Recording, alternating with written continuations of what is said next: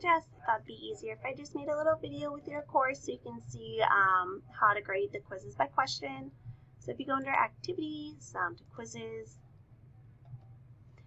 then we're going to scroll all the way down to Unit 1 Assessment Updated, drop down and grade.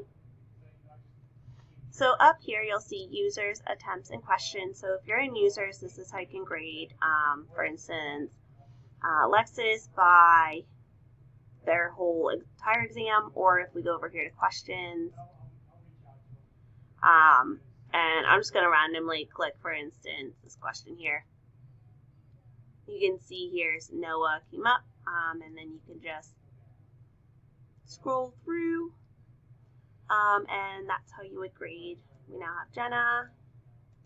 Let's see if that helps. If we can do a couple per page. So here you can actually put more per page too if that's a little bit easier, and just grade all of question 1 at one time. So I hope that helps. If you have any questions, just reach out, and we can either meet or I can send you another little video or something. All right, thanks.